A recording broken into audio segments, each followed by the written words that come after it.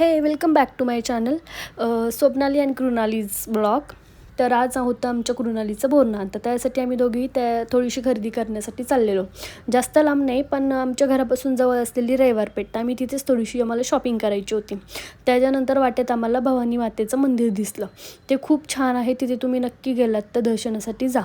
आणि फायनली मग मी त्या शॉपमध्ये पोचले, जिथे मी दरवर्षी तिच्या बोरन्हाणसाठी शॉपिंग करत असते. शॉपिंग म्हणजे चॉकलेट बिस्किट वगैरे ते सगळे, कारण की ते सगळं रिजनेबल रेटमध्ये मिळतं. मोस्टली आपण सगळीकडे बघायला गेलो तर जे जास्त चार्जेस पेड करावे लागतात, तसं इथे नाही. इथे खरंच खूप छान आणि खूप रिजनेबल रेटमध्ये आपल्याला सगळं मिळून जातं. तर तुम्हाला कधी व्हिजिट करायचं असेल तर नक्की तुम्ही या शॉपमध्ये जा. मला जे हवं होतं ते मला तिथे भेटलं. चॉकलेट बिस्किट वगैरे जे हवं होतं ते लहान मुलांना, मोस्टली मी लहान मुलांना काय आवडतं सो मी ते बघूनच घेतलं. आणि तिथून मग मी निघाले कारण की मला मंडेत जायचं होतं. कृणालीसाठी थोडेसे दागिने घ्यायचे होते, जे की मला जसे हवे होते तसे आय होप सो तिथे मिळतील. पण झालं असं की मध्येच माझा फ्रेंड मिळाला, तो बघून तर फुल शॉकमध्ये गेला, कारण की त्यासाठी सगळं सरप्राईज होतं की अरे इकडे कसे काय, आणि बरं आले तर आले, मोबाईल घेऊन काय करते ही. त्याला असं वाटलं की मी व्हिडिओ कॉल वगैरे केला आहे, बट तसं काही नव्हतं. मी ब्लॉगिंग करत होते. मी त्याला बोलले तू ब्लॉगमध्ये येतो आहे. तो म्हटला अगं बाई नको, मला ब्लॉगमध्ये वगैरे काही घेऊ नकोस. बट त्यानंतर त्याला आम्ही बाय बाय करून नंतर आम्ही मंडईच्या इथे निघालो. कारण की मला असं वाटलं, मला होप सो मला तिथे तरी जसे मला हवे आहेत तसे दागिने मिळतील. पण मला ते कुठेच तिथे दिसले नाहीत. सो मी रिटर्न परत अगेन मी त्या शॉपवरती आले. आणि सो ते मी काकांना थोडीशी रिक्वेस्ट केली की काका प्लीज एकदा तुम्ही चेक करा, जसे मला हवे आहेत तसे तुमच्याकडे आहेत का दागिने.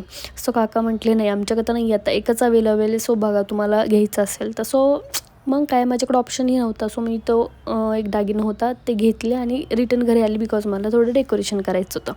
मग मी बिस्किटांची गाडी किंवा जे केकचे प्लेटिंग असतात त्याच्यावरती थोडंसं डेकोरेट वगैरे असं माझं डोकं लावून थोडंसं केलं. त्यानंतर कृणालीचं चालू होतं, ती आपली कार्टून वगैरे बघत होती. आमचं तर डेकोरेशनचं चालू होतं. तर ती खूप एक्सायटेड होती की नक्की काय करतायत, काय आमचं काय चाललं आहे ते बघण्यासाठी. अँड मग देन आमचं फायनली डेकोरेशन कंप्लीट झालं. मग डेकोरेशनची तयारी सगळी झाल्यानंतर मी कृणालीला म्हणत होते, कृणाली ये चल आपण तुझे रील्स काढूया. बट त्या मॅडम तर काय इंटरेस्टेड नव्हत्या. सो मग मीच थोडंसं स्टाईल मारत बसले. पण मला बघून मग तिला खूप इंटरेस्ट आला. मग ती म्हटली चल मम्मा आपण रील्स करूया. मग मी तिचे रील्स करत बसले.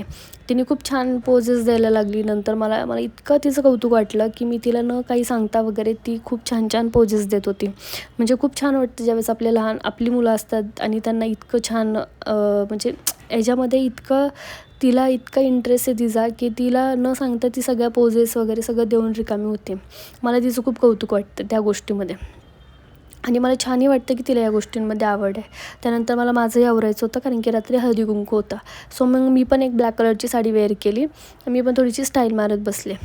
मग त्यानंतर झालं असं की संध्याकाळ होतच आलेली आणि मला तिच्या बोरन्हाणची तयारी करायची होती. मग फायनली आम्ही तिचं बोरन्हाण स्टार्ट केलं. मग संध्याकाळी तिच्या बोरन्हाण्यासाठी तिची आत्तू आलेली. सो तिच्या आत्तूने तिचं ऑक्शन केलं. त्याच्यानंतर मग आमच्या आई होत्या, आईंनी पण तिचं ऑक्शन करून घेतलं.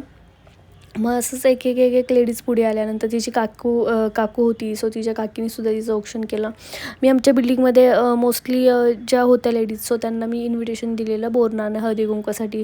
सो त्या सगळ्या आलेल्या. त्या सगळ्यांनी कृणालीचं छानपैकी ऑक्शन करून मग कृणालीचे बोरन्हाण आम्ही चालू केलं.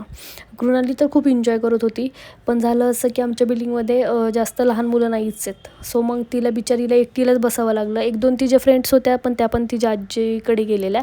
सो मग तिचे बहीण भाऊ होते, त्यांच्यासोबत ती तिचं बोरन्हाण सेलिब्रेशन करत होती. पण खरं सांगू का, बोरन्हाणला लहान मुलांशिवाय मज्जाच नाही आहे, जे की आमच्या बिल्डिंगमध्ये नव्हतेच. सो मग आम्ही मस्तपैकी तिचं बोरन्हाण सेलिब्रेशन केलं. तर हे असं होतं कृणालीचं बोरन्हाण. सो आपण भेटूया नेक्स्ट ब्लॉगमध्ये. बाय.